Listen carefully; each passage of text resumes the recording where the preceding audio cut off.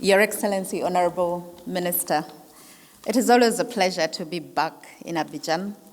It's one of my most favorite places to come to, and I don't say that to flatter you or the people of this beautiful country where I lived and have such beautiful memories.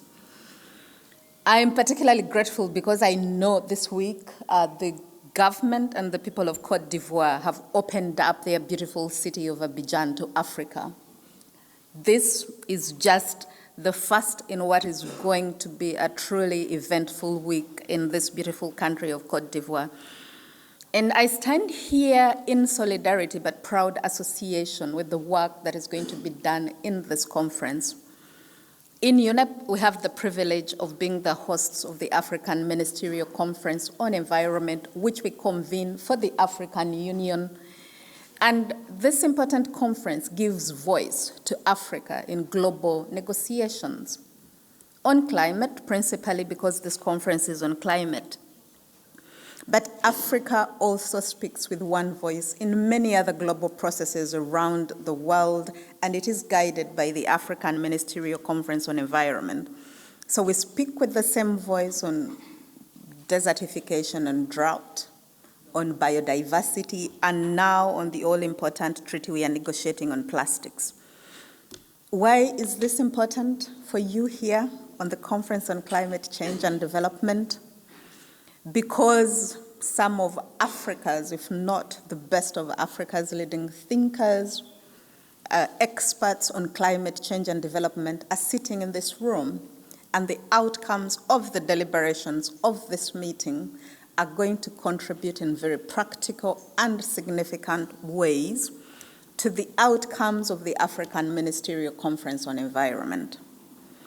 Later, on the 4th and 5th, in the culmination of our engagement in this country, when Africa's ministers show up, they are going to use the outcomes of your deliberations and really the guidance on how Africa should negotiate going forward to come up with a common position for Africa. So when we go to Baku, our ministers will speak with one voice and our heads of state and government.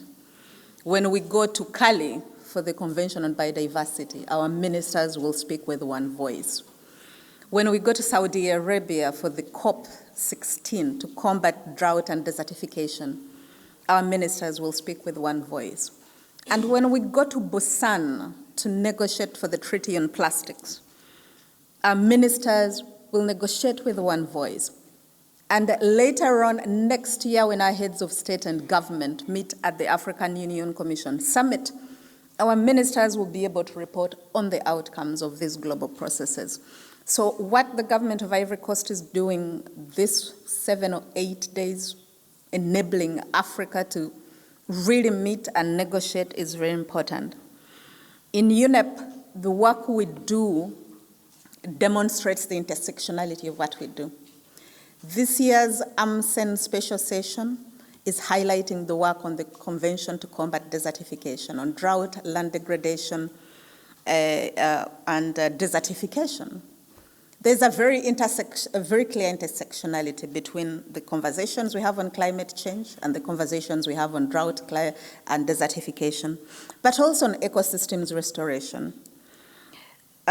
Your Excellency, colleagues, ladies and gentlemen who are here, climate change is a threat multiplier, and we live just on the belt above us of the Sahel, and we know the battle we have on our hands in Africa to combat desertification and to limit the devastating multiplier impacts of climate change in the Sahel.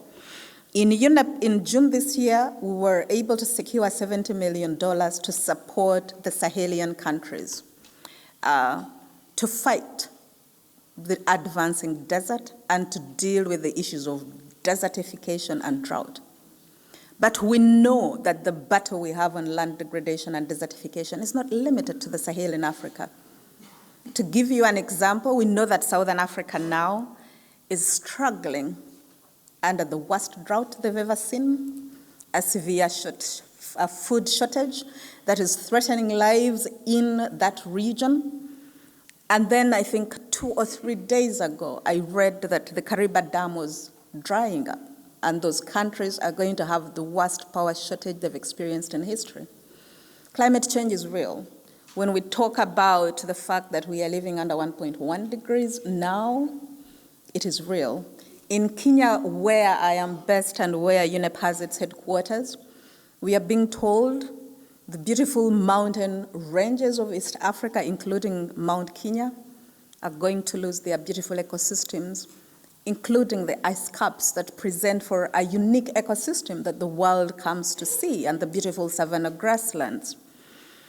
So these are issues that touch us in very personal ways. We are losing lives, we are losing livelihoods, and we cannot power or industrialize Africa, as our partners in the African Development Bank would say, if we cannot generate power. And so as we sit here today with you, ladies and gentlemen, on behalf of UNEP, I'd like to conclude by saying that we are very grateful to be part of this process, because we will be. We will use the outcomes of this important session to contribute to the decisions that will be made by the ministers. And while the conversations are around climate change, as I've said in UNEP, we know that there is a very clear intersectionality among all the global processes that the world is going to be discussing in the next few months. In UNEP, we refer to it as a triple planetary crisis of climate, nature, and pollution. But as we prepare for the General Assembly and the Summit of the Future, we have produced what we call the Foresight Report. And in fact, we know it is a polycrisis. The global crises that we are facing that are all linked to how we deal with climate, with nature, and pollution. Before I came here, we met with the African group of ambassadors in Nairobi to brief them on what we'll be doing here. And the dean of the Africa group, as we call them, made an important statement and said, you see, Africa's lands are dying. While we have the world's highest percentage of arable land, if we don't do something about climate change, about desertification and ecosystems restoration, we are going to lose our beautiful lands. And he also said, we must address plastics. And if Africa's soils are dying and we are polluting our lands with plastics, our waterways, our wetlands, and our beautiful lagoons, we are exacerbating the problem we have. And so, Your Excellency, colleagues, ladies and gentlemen, as I conclude, I look forward to the deliberations and outcomes of this conference. And I also want to reiterate our deep, deep gratitude to the government of Cote d'Ivoire that has opened its doors to the peoples of Africa this week to come up with very important outcomes that will contribute to very important processes globally and for our continent. Thank you very much, ladies and gentlemen.